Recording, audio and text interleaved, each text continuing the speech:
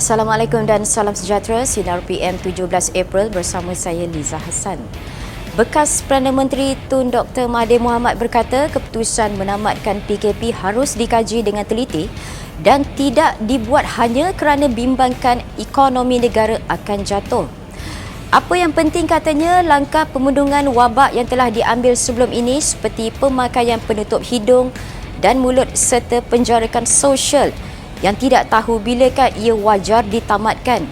Beliau juga bimbang jika PKP ditamatkan, virus tersebut akan merebak semula seperti di kebanyakan negara dan kerajaan perlu memberi respon mengikut keadaan terkini dalam menguruskan krisis berkenaan. Kerajaan Negeri Selangor akan meneruskan konsep jual beli secara e-bazar sepanjang Ramadan ini dengan memastikan penjarakan sosial dilakukan dalam pelbagai keadaan. Menteri Besar Selangor Datuk Seri Amiruddin Syari berkata pihaknya yakin konsep berkenaan boleh diteruskan di Selangor tetapi perlu mengekalkan disiplin serta kawalan sedia ada. Menurutnya, jika operasi restoran dibenarkan untuk beroperasi bagi tempahan dan hantar, jadi kenapa e-bazar dengan konsep lebih tersusun dan terkawan tidak dibenarkan? Beliau berkata 15 lokasi di Selangor sudah dikenal pasti untuk dijadikan dapur berpusat dan kerajaan negeri akan mengumumkan kaedah pendaftaran untuk perniagaan e-bazar dalam masa terdekat. Dan semalam Kerajaan Persekutuan mengumumkan tidak membenarkan bazar Ramadan secara pandu lalu serta tempah dan ambil dilaksanakan sepanjang tempoh penguatkuasaan Perintah Kawalan Pergerakan ini. Menteri di Jabatan Perdana Menteri Zulkifli Muhammad Al-Bakri mengumumkan ujian penilaian kelas KAFA dibatalkan sejajar keputusan Kementerian Pendidikan membatalkan UPSR.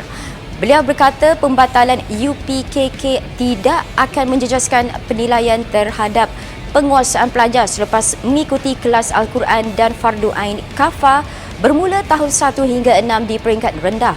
Katanya JAKIM akan menetapkan satu kaedah pentafsiran baru bagi menggantikan ujian bertulis tersebut. Rabu lalu Putrajaya mengumumkan UPSR dan PT3 dibatalkan manakala peperiksaan SPM tahun ini ditunda ke suku pertama 2021. Presiden Brazil Jair Bolsonaro memecat Menteri Kesihatannya semalam setelah bertelagah mengenai cara memerangi penularan pandemik coronavirus. Beliau juga mengulangi permintaannya supaya negeri-negeri menghentikan arahan perintah tinggal di rumah yang katanya menjejaskan ekonomi negara. Bolsonaro adalah antara pemimpin dunia yang dikatakan tidak memandang serius dengan ancaman wabak itu yang setakat ini telah meragut hampir 2,000 orang di Brazil. Bagi presiden itu, virus berkenaan adalah selsema kecil dan mengkritik Gubernur Negeri kerana mengarahkan sekatan pergerakan yang didukung oleh pakar kesihatan dan Menteri Kesihatan Luis Hendrik Mandetta. Dan kita beralih ke berita sukan.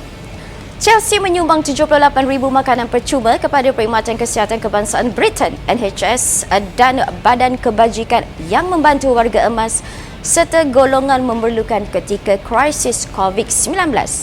Jurucakap Kelab Liga Perdana berkata sumbangan The Blues dapat membantu meringankan beban petugas NHS yang bekerja keras dalam tempoh lama di 5 hospital.